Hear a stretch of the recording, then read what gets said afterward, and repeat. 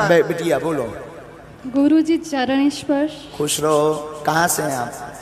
मैं सारंगपुर से हूँ और इंदौर में मायका है मेरा। हाँ। और मैं YouTube पे आपका देख रही थी दिल से, तो मैं सोच रही थी मैं छतरपुर आपसे मिलने जाऊंगी। वाह, कितने दिनों से जुड़े हैं? 1 महीना हुआ होगा मेरे को। बाकी मेरे को आपसे बहुत ज्यादा हाँ है। बोलो क्या प्रश्न भी है और बस एक बात, मतलब बोलो बोलो बोलो बहन। लगन तुमसे लगा बैठे, जो होगा देखा जाएगा। राम जी से राम राम कहियो, कहियो जी हनुमान जी। आज आपके दर्शन करके मेरे को बहुत बहुत खुशी हो रही है। चलो धन्यवाद। कोई धर्म से संबंधित जिज्ञासा? हाँ, बस ये है कि लहसुन प्याज क्यों नहीं खाना चाहिए, वो भी छोड़ दिया है मैंने। ये तो जबरदस्ती में बोला है। नहीं, सच में 4-5 दिन से छोड़ दिया। अच्छा ठीक है, नई नई भक्ति है अभी।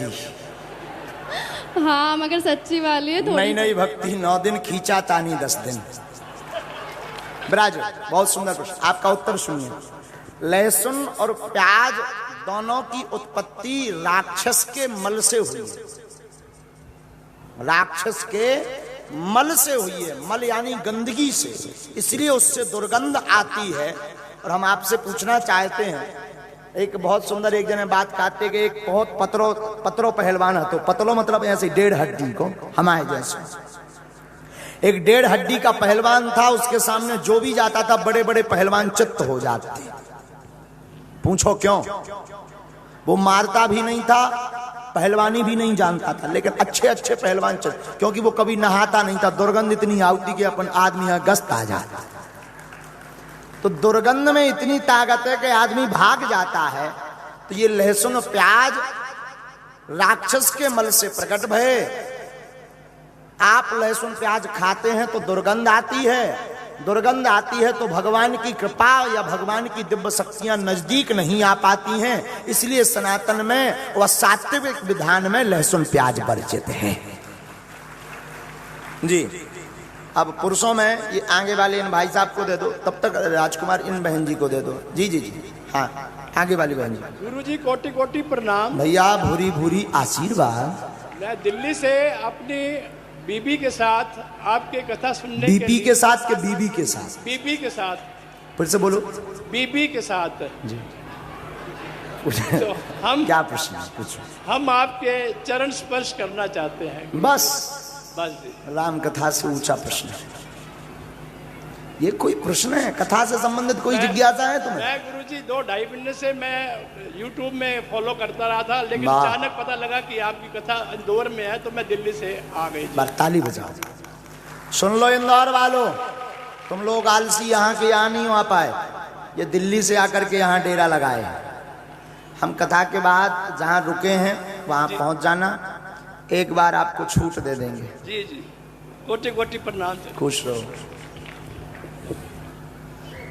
जी। कथा से संबंधित प्रश्न करना। ठीक है। बागेश्वर सरकार की जय हो। आपकी जय। हाँ, मैं ये पूछना चाहती हूँ पंडित जी कि अभी जो कोरोना काल आया था उसमें बहुत से लोगों की जो मृत्यु हुई है, तो उसमें मेरे ससुर भी एक्सपायर हो गए थे।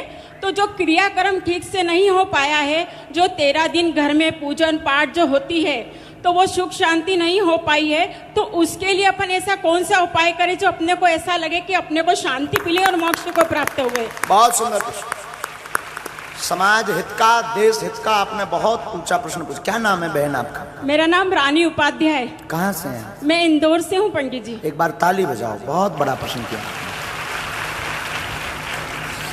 कोरोना काल में जो शरीर दिवंगत हुए हैं देव योग के कारण, और ऐसी परिस्थिति में जो क्रियाक्रम नहीं कर पाए, तो शास्त्र में वर्णन आया है कि भूलवश कोई बाहर मर जाए और उसका बाद में पता लगे या बाद में ध्यान आवे तो 1 वर्ष के अंतर्गत कभी भी उसी विधि अनुसार जो है सूतक का निषेध कर लेना चाहिए, उस विधान को कर लेना चाहिए, जिससे सूतक मिट भी जाता है, मन का मलाल भी हट जाता है और जो दिवंगत आत्मा है उस आत्मा की तृप्ति भी होती है।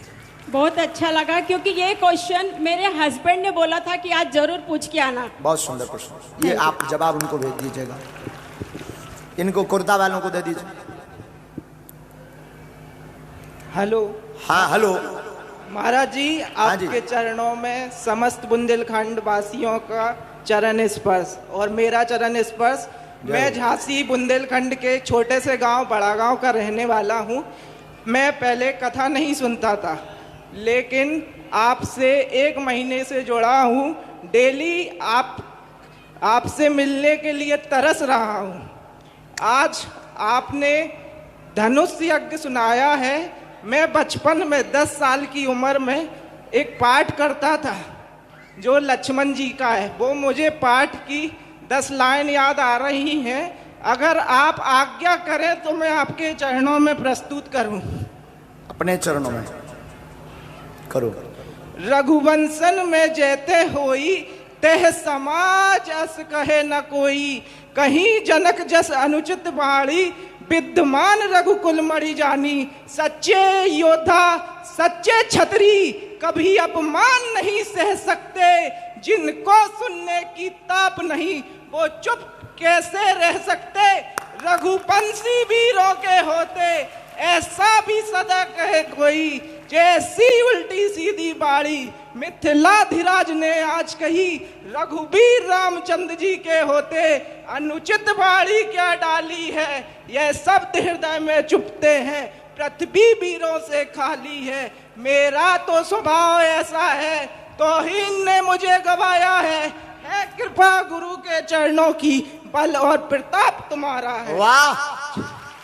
जल को थल कर दूं, थल को जल कर दूं, तोड़ ले आऊं चांद सितारों को, सुरमे की तरह पीस पास डालूं पृथ्वी और पहाड़ों को।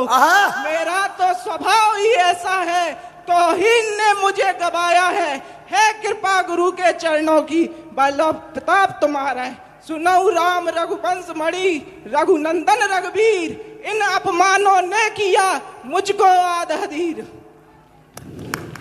जय जय श्री राम, जय जय श्री राम। बहुत बहुत धन्यवाद। बहुत